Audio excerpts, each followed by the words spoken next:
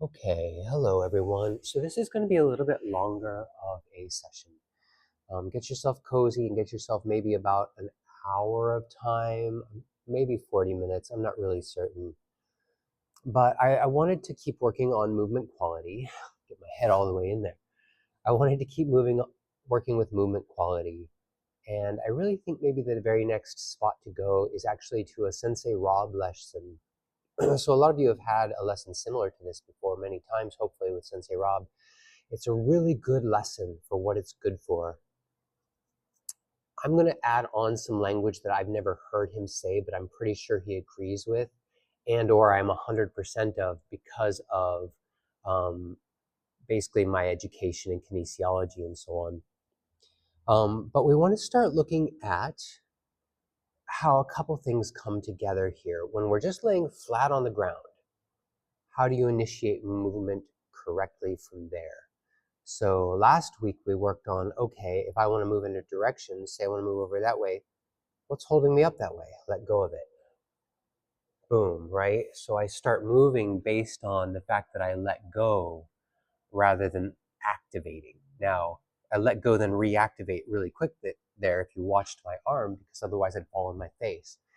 So, but I want you to start thinking of movement through the perspective of how can I let go and do less to make this movement happen? And most positions you're going to find you can just let go in the direction you want to go. Something will happen. You'll start falling. Um, so that's well and good. And again, let go, then reactivate. There's sort of a stretch thing that I talked about in our muscles as we fall in a direction, everything gets lengthened and back and forth and back and forth. We're going to look at a very specific exercise on that soon.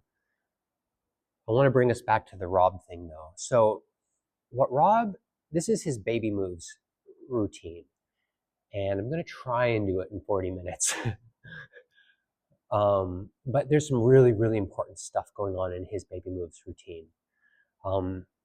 And the first thing first is that, so an example, why can you remember those songs from your childhood? Perfect words, perfect melody line that you heard. Why is that? As your nerves are wiring up, certain things in your childhood get hardwired. They're really profound, strong memories, the memories you bury and hide from yourself.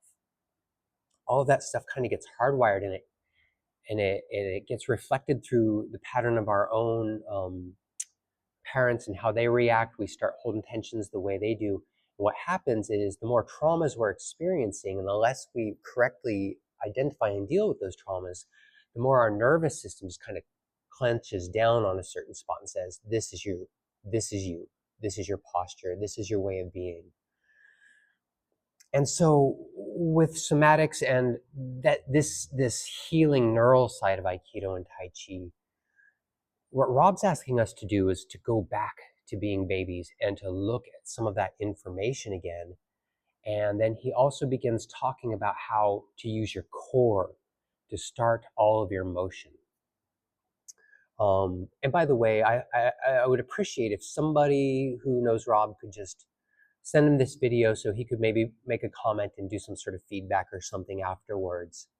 Um, so going back to it, so all that early nervous system stuff gets wired up in a specific way, and good Aikido, good Tai Chi, if you're using it correctly as a healing exercise, will help you to unwind all that stuff. It'll help you to rewire some stuff that is really like locked into place even. So I'm going to actually do a brief guided meditation to deeply relax us. We're going to lay flat on our backs, and we're going to do something more like what a baby might do, that my earliest memories are like when they would set me down, which is we're going to practice the down weightedness. Lay on your backs, and let's just practice a few minutes of down weightedness. Let's see, making sure I got my frame. I'm going to talk just a little bit through it.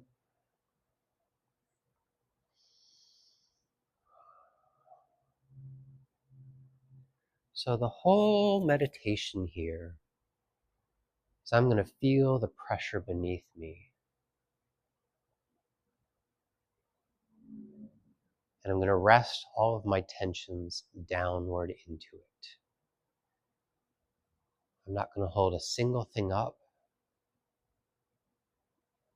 I'm not going to try and control my breath. That's not a child thing, that's an adult thing. It's great learning, but it's not baby stuff. I'm just going to release and relax.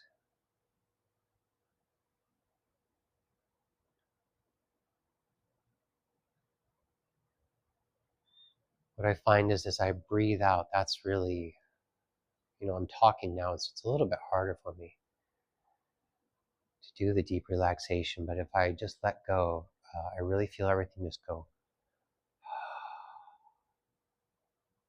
downward into the earth.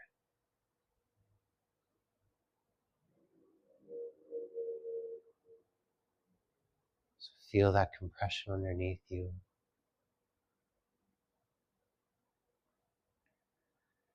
I find a muscle, my right trap right now is really overactive. I took a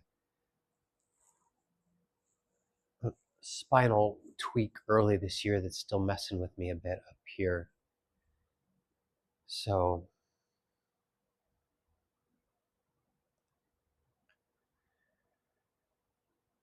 I might just try and see if I can rest that downward.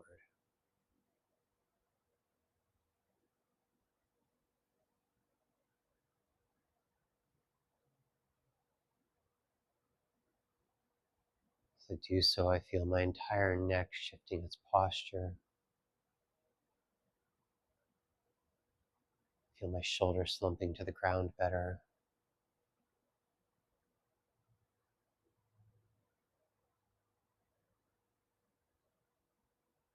I feel wanting to reactivate. I'm not going to focus on it endlessly though, because that's not what a baby does. I'm just going to let my energy sink into the earth like I was a baby falling asleep.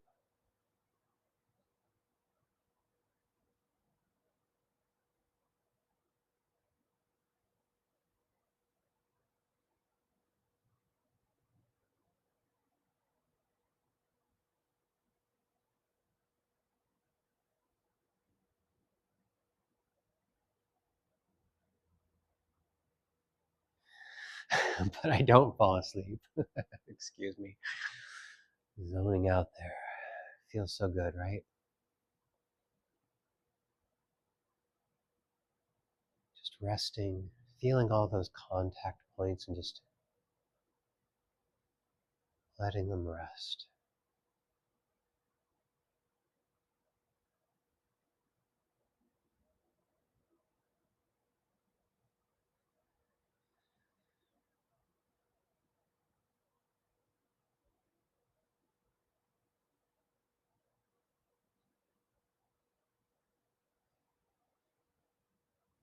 Sinking down as a way of resting. This exercise is a great deep relaxation exercise. It's one Sensei Bennett. Oh, excuse me as I crack my back there a moment. It's one Sensei Bennett was emphasizing a lot when I was there, and I really, I don't do it quite as often as I should anymore. It's a good one.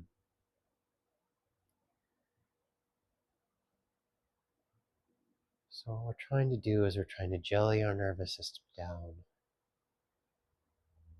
So much so that if you do the slightest twitch of a pinky, you can feel how actually a whole structure had to get activated.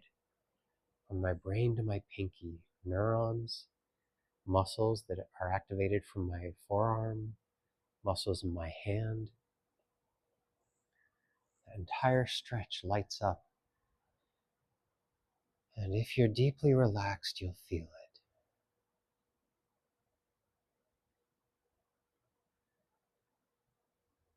I'm going to quiet down for a minute. Just go ahead and keep resting into that compression, sinking.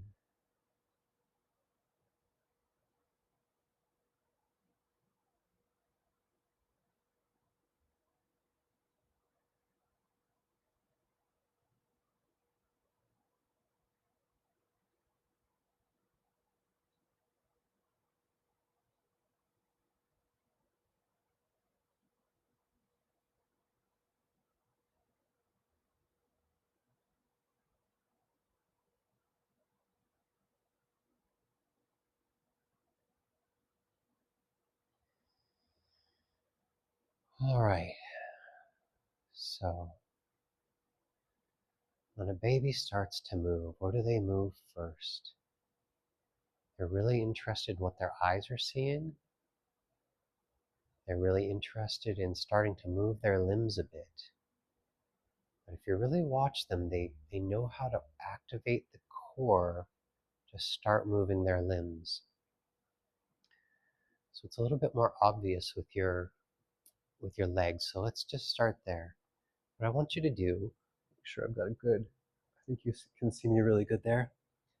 Don't even lift your limbs at all at first. Stay really relaxed and instead just start flexing your abs and your low back in relation to each other. Start arching your back a little and then press it into the earth a little. Feel how that wave passes through your whole body and try and activate it. Really, excuse me as I stretch out a little movement in my spine there for a moment, but really move those abs and those low back muscles, your erector spinae and abdominals. I want you to feel how you can start to, as you fire those abs, the hips flatten, the back flattens, and your legs actually start to come out without having actually done any leg stuff yet. Feel that out for a few movements. See if you can remember being a baby and just moving these things. And then hook in for this next move. Hook in that little movement that causes your hips to flatten and this part to lift a little. And just move some musculature in here such that your legs come up. How everything gets really flat on your back. Just explore that a little bit. Be mindful if you've got spinal injuries, you really want to make sure that low back is flat before your legs come up. It's a good idea anyway, but you can put undue stress on your lumbar vertebrae, particularly the cartilaginous pieces between your vertebrae. So do make sure that your spine is relatively flat when those legs start to travel up. Good. And then see if you can feel the same thing in your arms. It's a little bit more subtle. So just moving your abs a bit, straightening, flattening. Don't be too rigid. Just enjoy the movement and see if how when you flatten that back, feel how those shoulders also low key start to roll forward just a little bit. And see if you can hook into that energy to raise your arms. And then release it from your abs as well. So hooking in, releasing, hooking in, and releasing. Good. So the next step, we want to start adding our eyeballs to this scenario. What are babies interested? If they manage to get their arms up above their head, it's one of the first visuals they get to control, is this right here. So maybe they start just flexing their hands a little and looking at them, feeling how they relate to those abs as we flex them. Go ahead and be free with it. You don't have to do exactly what I'm doing, just feel what you might do. If you were just moving super basically, I do occasionally throw in a slight, I'm getting great spinal corrections and my spine's popping into better and better positions. So if you see an occasional extra movement that a baby wouldn't make, I probably just said that out of the cameras. Oh, excuse me, out of the mic. Let me say that again. Occasionally I'm popping my spine a little bit. I'm getting really good spinal adjustments doing this. So if you see me do a little extra energy that a baby wouldn't do, don't worry about it. Just be aware that, I've got a really damaged spine. Okay, so I can use these core musculatures to start looking. Start activating those eyeballs in relation to your hands. And if you want, you can start getting whichever limbs you want up first. Legs up, Maybe get your arms up. Babies like to reach for their toes and play with it. So if you can grab your toes, there's various positions. You can straighten out if you want. I don't see very many babies doing that though, but I do see a lot of this kind of thing where you're kind of in a butterfly stretch. And they like to look at their things while they're learning about their eyeballs and controlling their body. So little things like this, moving my core to make my legs move, looking at my fingers. Good. And really just trying to feel that core and those eyeballs and how it all tied together as a baby. Okay. So next step. And again, just be mindful, especially if you have spinal injuries, because we're going to start arching our spine a little bit as we roll. So a baby sees something and they want to see something and they look over that way and their whole structure wants to join with that. So just feel that a few moments. Feel what it's like to look over one shoulder. Let me show you an example for a moment. This kesagiri cut from Aikido that is like our, at the seams of our gis, is also what Sensei Bennett called our shikakus. These are movements through which we have some really beautiful movement quality things that can be accessed. And as it turns out, this is how babies want to start moving. Is they're going to look into their shikaku. So they start looking over their shoulder into the shikaku, and there's something over there they're really interested in, and they're flexing this in relation to it all. And gradually they learn to reach out and start reaching out, and their abs start connecting until you get a roll.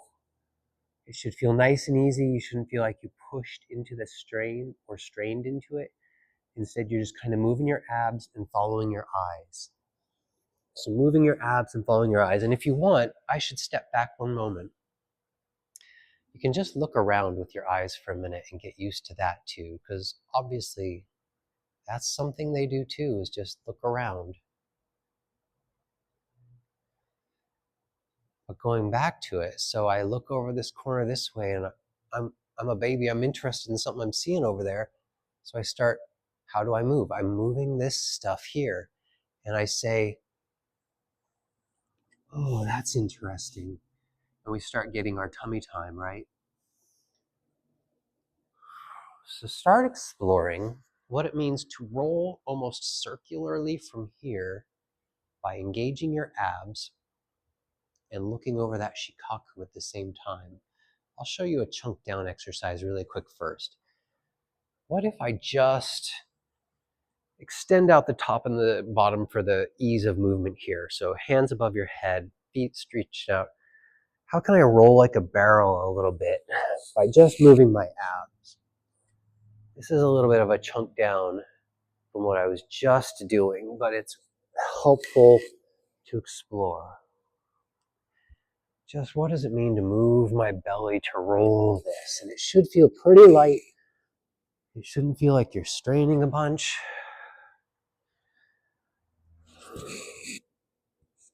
You're just rolling. I'm probably going to have some sound quality issues. So again, always feel free to ask questions in the comments and I'll try and work with that. So we're babies and we're working out our back motions to our tummy time. And it all starts right here and here. Technically speaking, our cerebellum, all of this, and well, you know, all the brain stem stuff, you know, that's the stuff that's really being activated to get this motion. So everything actually starts, you know, in our brain, in our brain stem.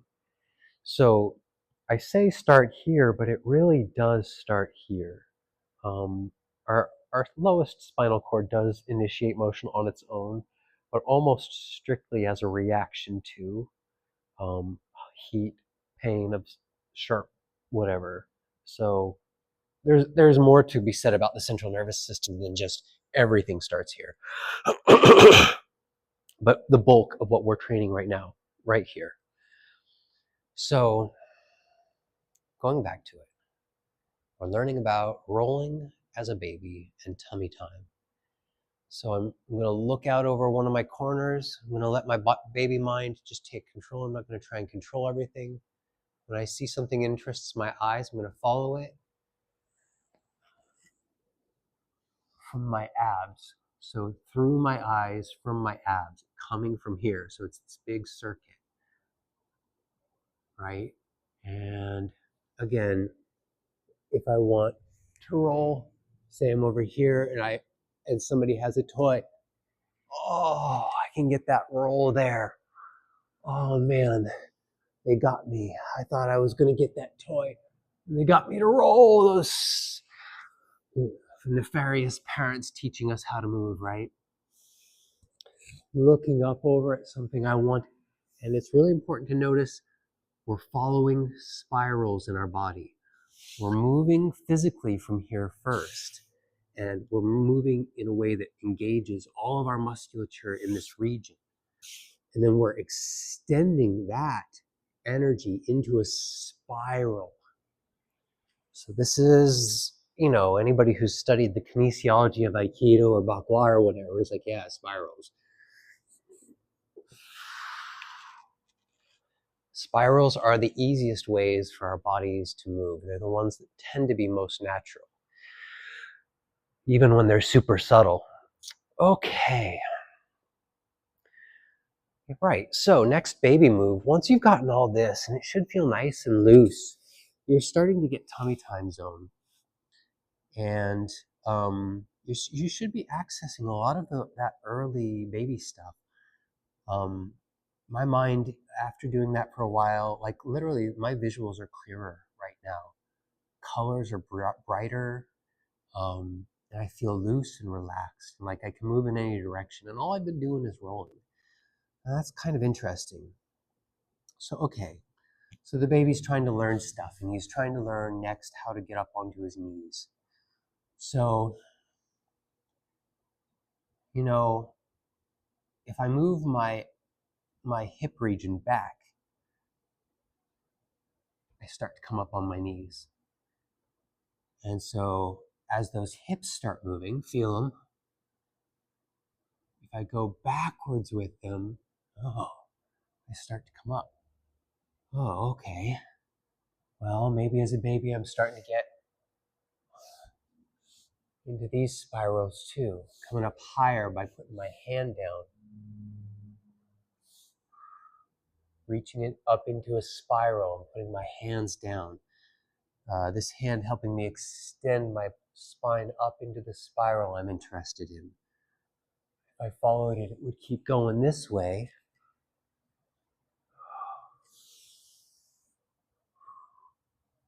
So let me come back a little closer there.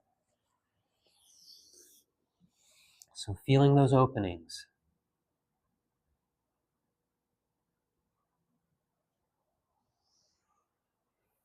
Oh, coming up onto my hand. Oh, look at how easy it is once we get used to that hand underneath. Suddenly moving my hips drops me straight into being on all fours.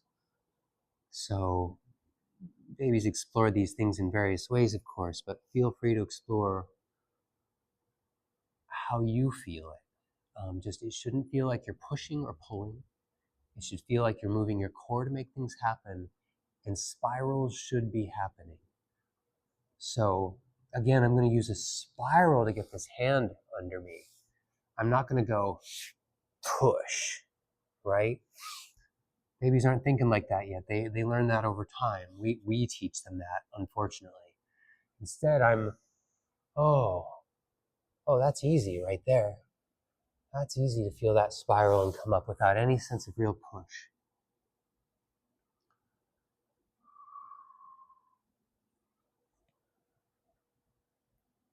And there's some spiraling happening. My arms or legs were a little far away to be comfortable there.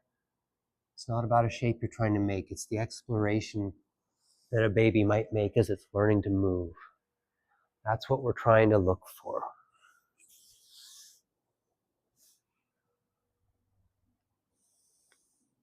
Until you got here.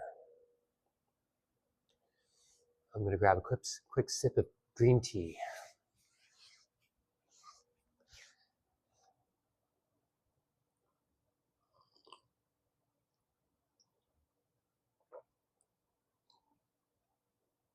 Ah, delicious. Okay, so we're learning about crawling next, obviously. And we have a certain mentality in our mind from it that comes from, adulthood and learning how to push and pull and make things happen and all the foolish things we learn physically as the years go by, unfortunately. But once you're here on your all fours, again, come back to this. You ever see yogis do this? We're not doing it as extremely as they are, but we want to explore what does it mean to move those abs, and then to kind of move those abs to make it happen. Now, I actually crawled different than other children. Um, so I think that I might have some slightly different moves than other people make here. But Sensei Rob likes to talk about how, like, if you look at the way your hip um, up down shape when I'm upright, but when I'm here, it's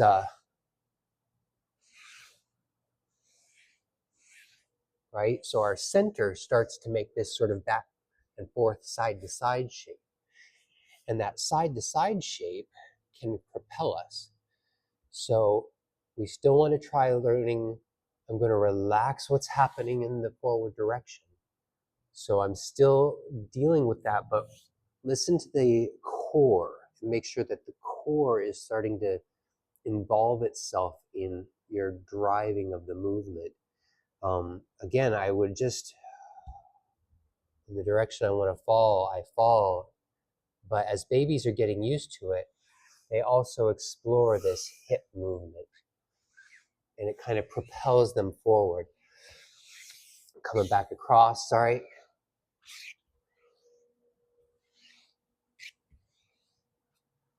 So it should feel super light, like you're just barely drawing a hip forward. I'm out of frame again, aren't I? Yes, I am. So you're just drawing a hip forward kind of by just wiggling your hips, your core side to side. So we started with up and down. Now it's a core side to side thing. So all of this kinesiology, the driver of the engine is our hara, our dantian, our abs. You start talking about the technicals, ab, hip, and low back muscles. And these side muscles here, these erectors, excuse me, the quadratus lumborum is what draws the hip up, the hip hiker. So, excuse me, I'm having a little burp here.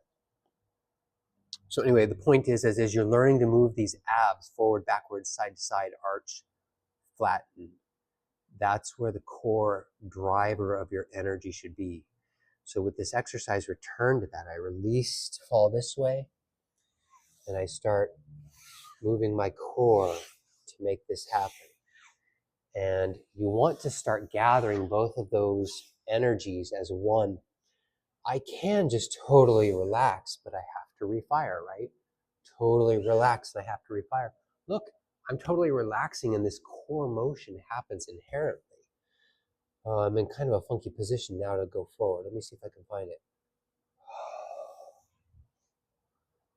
So, like, I don't even feel like I'm moving my hip forward when I do that deep relaxation version of it. So the more hardened you're getting, the more you're going to really move those abs hard. I'm talking about a really light energy in your abs, such that if I want to move that way, I'm relaxing, relaxing, relaxing. Oh, I got to refire. And as I relax, oh, my hips know where I need to be in order to have that next move occur. So I let myself get a little out of balance again. I'm just a little bit far back to sink forward, but I'm going to do it. I'm going to take the energy out of my arms. And so I'm not deliberately trying to move this back leg forward, but when the energy goes out of my arm, it draws everything forward and my abs get involved in stabilization. Something I've come to really feel and intellectually realize is that if you're doing really good Aikido, and you play with Aikido enough, particularly Aikido above Tai Chi on this point, and you're doing it in this way with the kind of ukemi we were taught with Sensei Bennett, if you're doing that kind of Aikido, your legs will start to act like all-wheel drive. Like I'll when I'm doing that enough, and my foot slips out from under me with mud or ice, I know I don't fall. I literally just go, and there's just nothing to it. That slip didn't matter because my center wasn't the thing that went like this, just my foot was. And because my center was the thing controlling my motion, it just transferred the weight where it needed to go.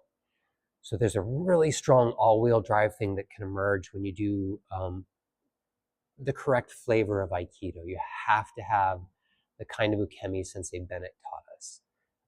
The rigid kinds of ukemi will not take you there. Okay, so that was a little bit of an aside, but I think you all hear me. How much time do I have? We're at 31. Okay, I was trying to do this in 40 minutes, and I think I'm getting there. Okay, so again, as the baby's learning to sit, stand, whatever, I highly encourage you now to play around with some of Rob's his scooching moves.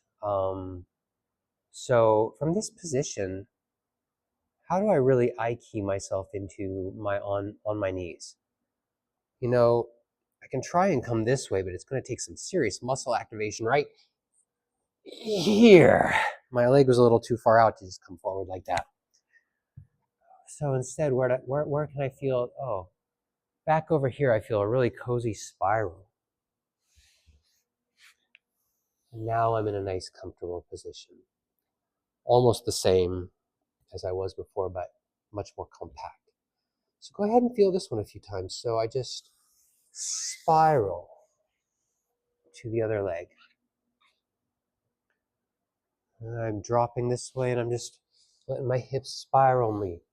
So I have this quality right now of I'm going to fall out into space, the arm catches me, and then as I fall this way, my center draws everything down.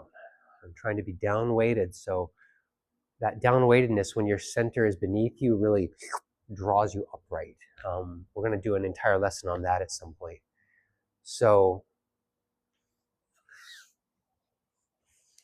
this kind of a thing. And if you want to get a leg up, that's great too. Switch legs.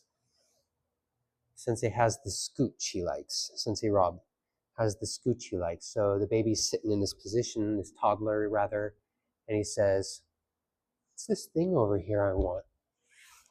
And this is one of those first moments where you're going to have like an intention with that front leg, but you can still feel I relax. So this stuff, it's not helping me to relax here to go forward, but if all this stuff relaxes, I go around my structure slightly.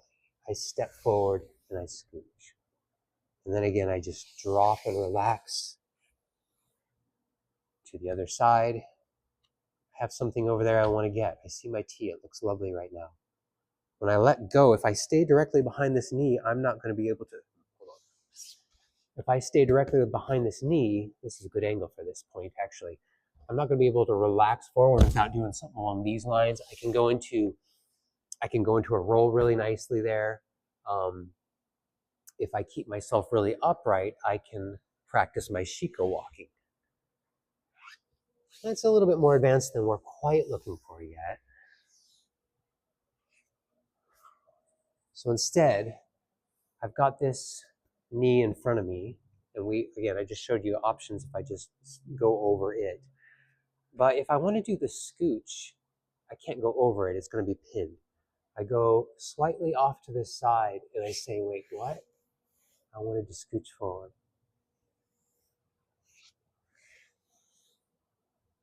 And then I listen to those spirals to drop my hips to where I want to go. Feel it out. I'm going to go over there and get my Tai Chi using a few of these moves, or my T using a few of these moves. Tai Chi and T, they go together. So I sink forward. Maybe I use my baby move for a moment. Resting. Maybe I want to try the scooch for a moment. Yeah. Play around with those for a moment while I have a sip of tea. And again, you don't have to do exactly what I'm doing. I'm showing options.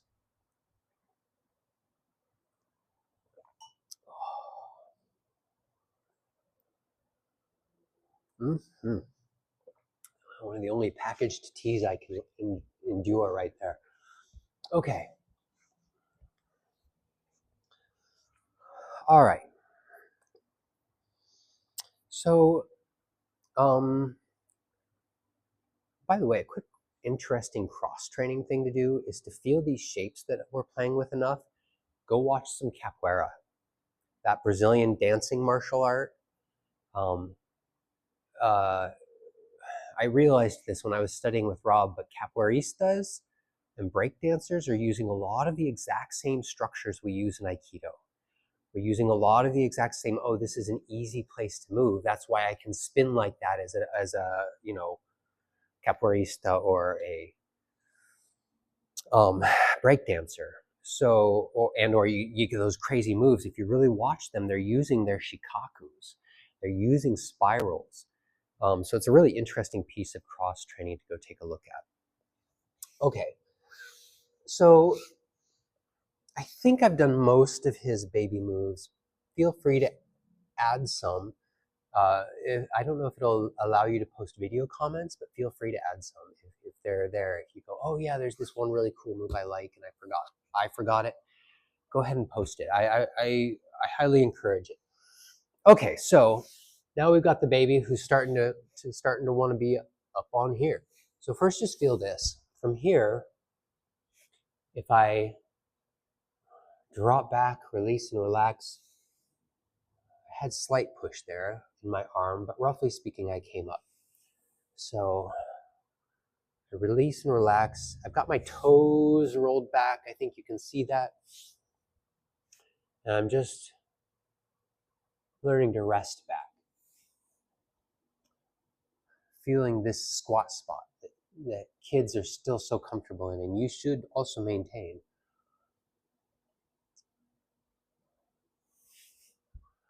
And again, I'm using my core to make things move. So I'm going to drop my hips. I'm going to release anything that feels like it might be holding me up backwards, except my toes right now. I'm going to drop my hips back until my hands don't have to push. Let's see. Yeah, that's a pretty good angle, but let's just get a slight more centered. Okay, so from here, as they're learning to stand, again, and this is, by the way, a frog hop thing. We're going to come around to frog hops because they're really great for this movement quality point, is that we start to use our lumbar, this guy right back here, and our abs, and we're doing the exact same motions we started with, just a flex and an extension.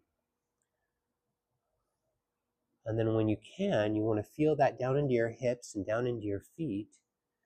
And when it feels cozy, just right up.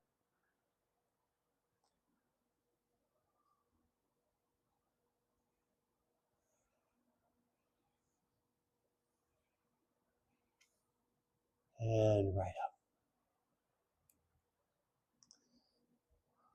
And down. And just feel if you can really fire off in those abs to make the motion happen first.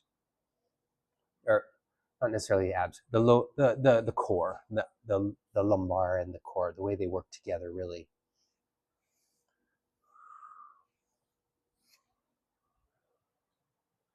And there's a spot right in the center where it should feel really easy to actually stand up straight. If you're a little bit leaned forward, it's a little bit harder. The more, so that's an awkward way of saying it. So if you look at me right now, I'm not really leaning forward anymore. It feels pretty cozy for me to go straight up. But if you looked at me visually, you'd say, well, he's slightly leaned forward. So for what it's worth, it's an internal sensation of uprightness.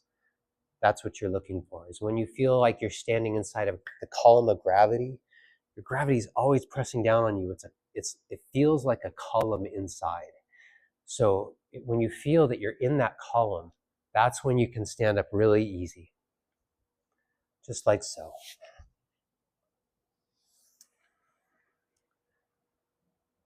And that's basically his baby moves. He does incorporate ukemi into these. And so we're going to do just a little piece of that as we explore our ukemi. If you've never done proper ukemi though, this is the time to be like, oh, maybe I just watch this video and go take some lessons before I do what he's up to. So don't be afraid to do that. We're going to just look a little bit at the ukemi and see how it relates to these shapes. So I'm a baby, I'm sitting on my knees, I'm learning, and all that somatic stuff that I've been talking about, that rewiring, a lot of what we learn to fear when we're little babies is the sensation of falling, because when we first fell, we didn't have any control. We fell and hurt ourselves, we skinned our knee, we took a bruise, we maybe bashed I have a nice little scar on my forehead. Still haven't quite got a straight answer out of how I got that. pretty sure I fell. Anyway, so anyway, all that to say, you want to take all of that stuff now and all that rewiring and apply it to falling, so that you can learn how to really move without fear in Aikido. And I'm not going to go very far down the path. I'm just going to show us a few brief exercises, and I'm not going to explain them overly much. And most of the people watching this video have taken enough Aikido that they'll be able to handle it just fine. I do want to emphasize, I know there's a couple people who watch my videos that have not taken Aikido.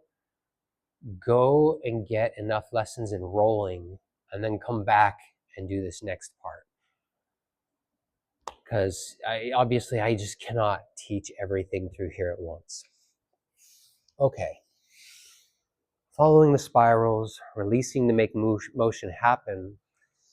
Go ahead and come down to this lowest version of a roll first. So our knee and back of our foot are totally flattened out. I'm going to be on my toes with this back side and kind of reaching out into them from here, of course. And then I'm just going to reach through and just keep reaching through from my center. I'm going to just keep reaching through, reaching through, reaching through. And this lowest one is the hardest to do straight. I just went crooked. That's fine. Don't fuss with it. To really do this one really well and keep your balance and go exactly straight, it's actually a little bit tricky. You can do it easier if you add hard energy, but by pushing with your toes right at the end. Here, I'll show one of those. So I'm going to reach through, and instead of keep reaching through, I'm going to push with both of my toes. I still came out a little bit crooked because this is just the hardest roll version. But for what it's worth, I think the push is a mistake. Let's get that foot in there. I'm reaching out into this foot, but as my energy leaves, I'm not pushing. I'm just continuously reaching out. So if I pushed from my leg first, it would look like that. And if I move my center first, it looks like that. You see the difficulty of me explaining this. So because I'm extending out into that toe, there is the tiniest little bit of what one could call a push occurring. So that is there. That's the little bit of yang that's always in the yin. You can't get away from it. But I really want to learn to activate from my center. So I'm going to move my center over the top. And I gave the slightest bit of flick with that back foot because I was talking about it. See if I can get it better this time. I reach through this way from my center. That draws my head into the correct position, and that's why this is a great one for beginners, by the way.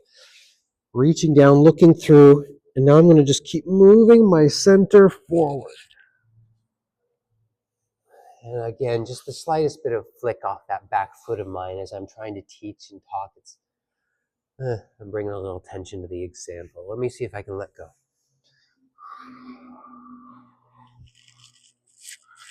That one was better. I had a lot less push in that back foot. Were you even able to see it? I don't know. It probably doesn't matter all that much.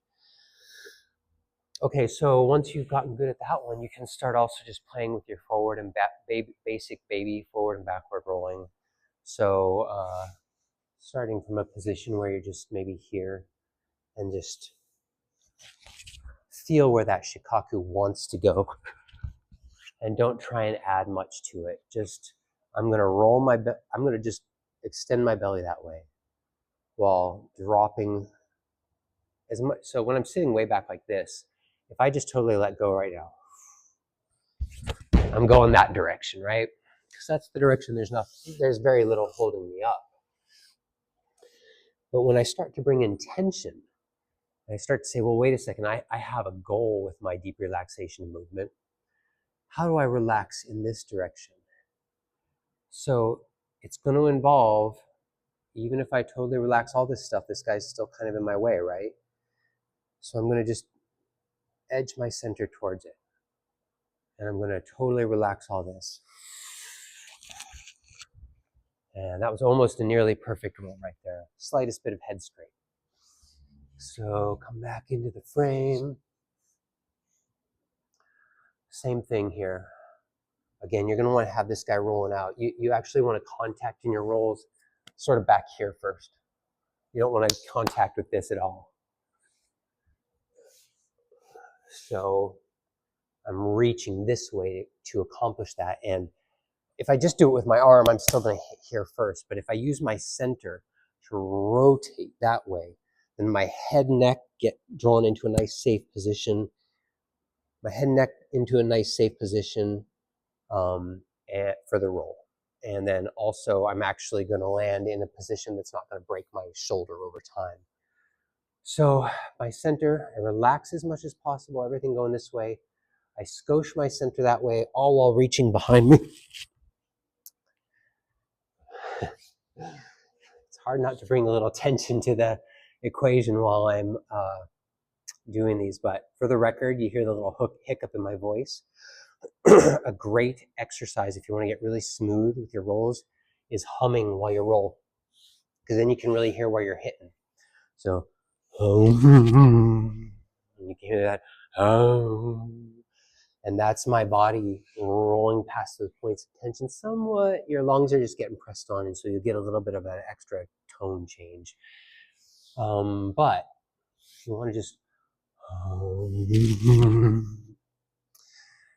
something along those lines, and you'll start to even out your stuff. Okay, and then forward and backward rolling from there is really good, and just incorporating all the movements we were doing earlier. I'm doing this, and then I'm like, oh, I want to roll backwards. That felt great. Like it was just nice and fluid, how the spiral from my movement just fell right into my shikaku, and I just rolled over the shikakus just perfectly. Feels so good, actually, and I really appreciate this lesson from Rob for all sorts of reasons, but it just feels good. So learning how to flow from just some sort of basic move that you're doing as like maybe you're gardening and you're doing something here, and then maybe your dog runs into you. I have had things like that happen while they were wrestling. So just that capacity to roll into it. And I'm doing back rolls a lot suddenly. Forward and backwards rolls happen on the exact same line using the exact same structure. Forward, backwards. Let me see if I can get that framing better. Forward and backwards. And it's helpful to have your hands doing this kind of a thing. They're bumpers, they're not stoppers. So, but they help. They're like they help guide the roll. If you really want to work on making your rolls really perfect, get your hands out of the equation. But you will take some bruises on the path. Okay, I've gone a little bit farther than I wanted to. Is it 50? Okay, I want to talk about just one final bit.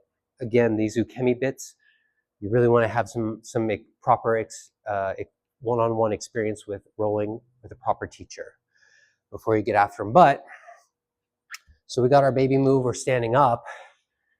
Rob's next basic thing that he's trying to get people to do is realize that as kids are, well, kids, the last lesson we did, they just move in the direction they want to go, right?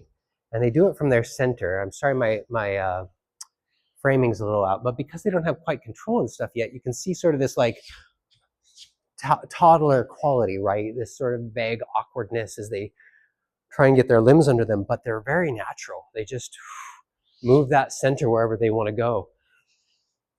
And when they're playing, they just let their spirals go wherever it feels good. They don't try and control their motion.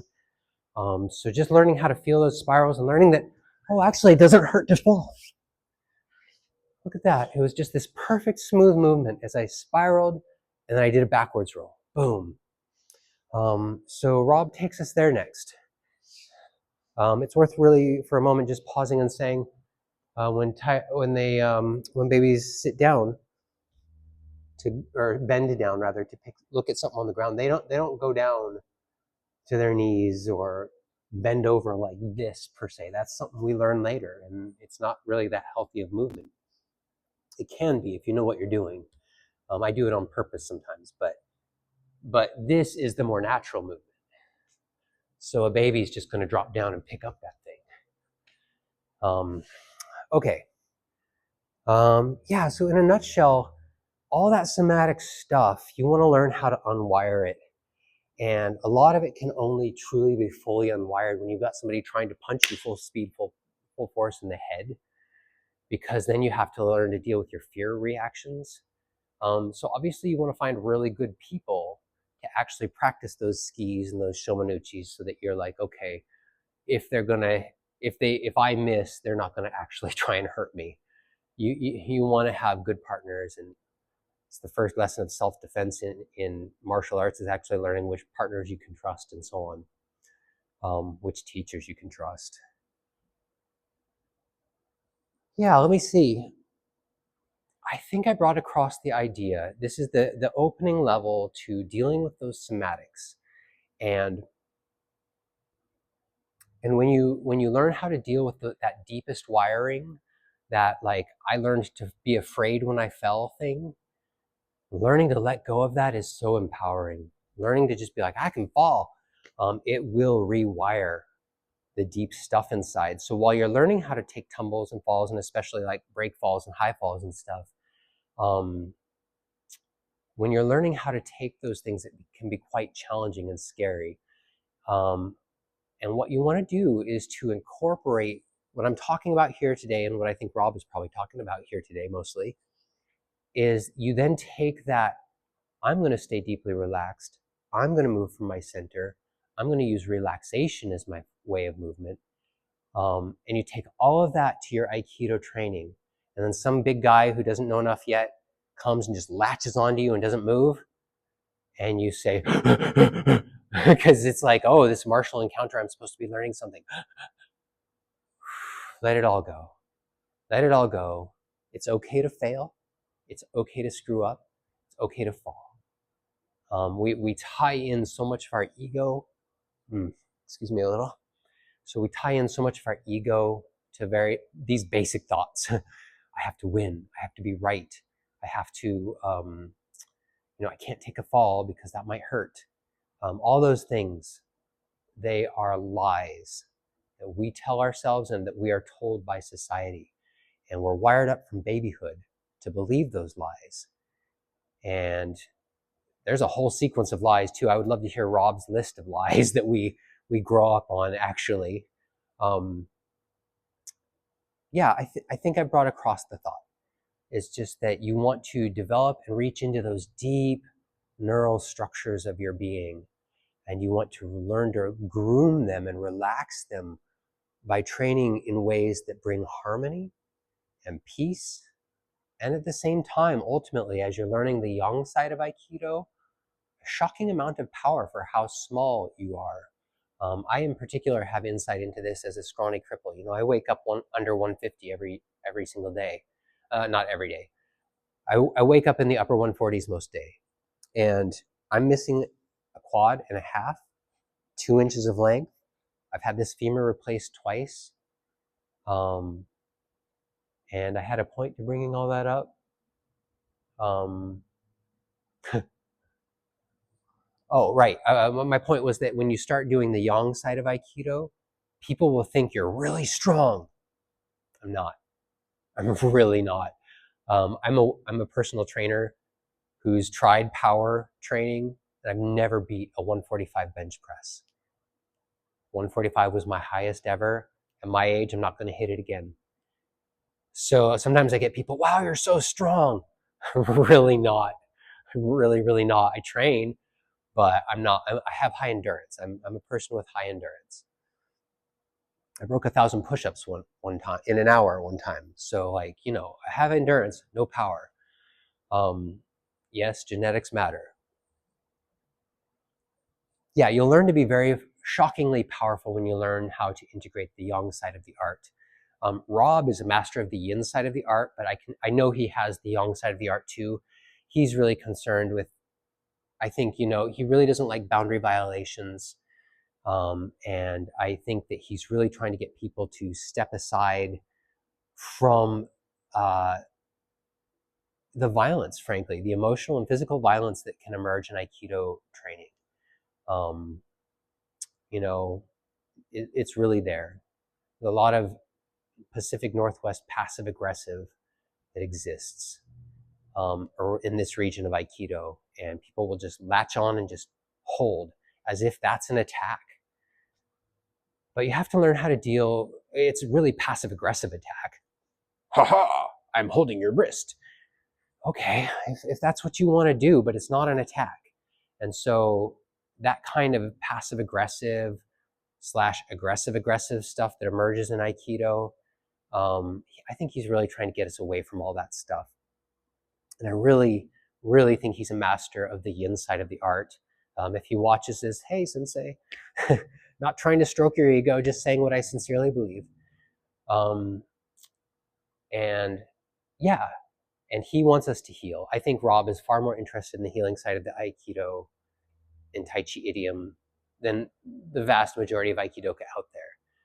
So anyway, for what it's worth, those are my reflections on this stuff. The yin side of the art, if you're there, you're learning it. The yang side we'll deal with. I'll talk about the yin side a bit too, of course, but well, we are. That's what we've been kind of working with deep relaxation as our way of movement. Gosh, I'm out of time.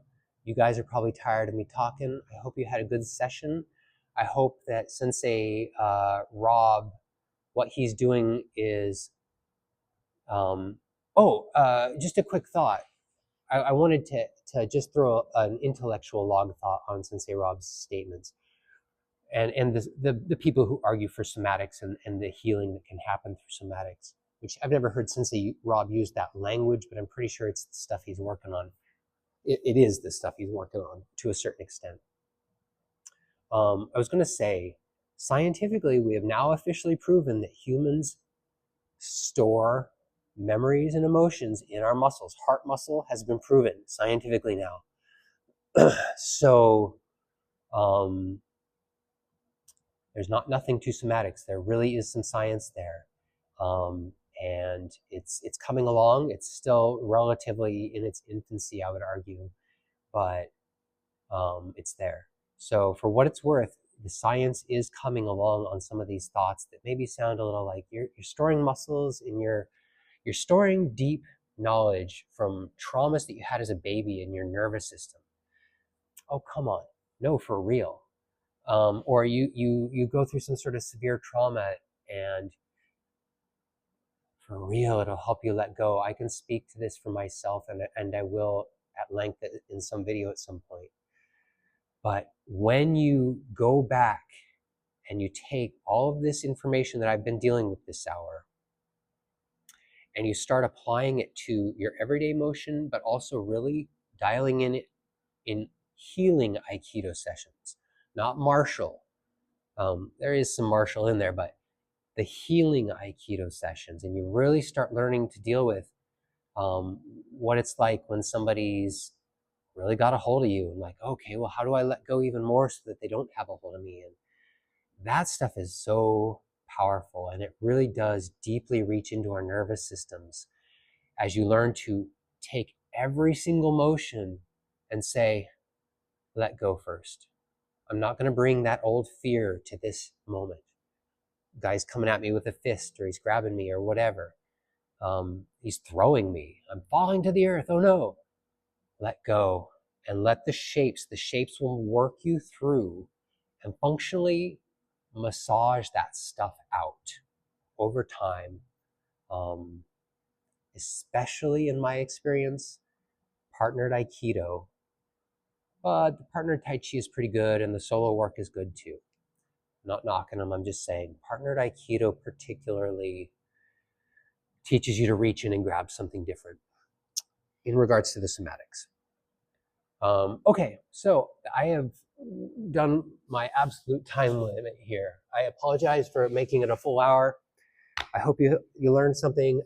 Again, if one of you can let Rob see this video, I would love to hear any feedback he had. I would love to see any baby moves that you specifically like. And yeah, in the video, if you can put video comments up, I think you can, I don't know, but I'd love to see it. So anyway, here we are. I'll see you next week.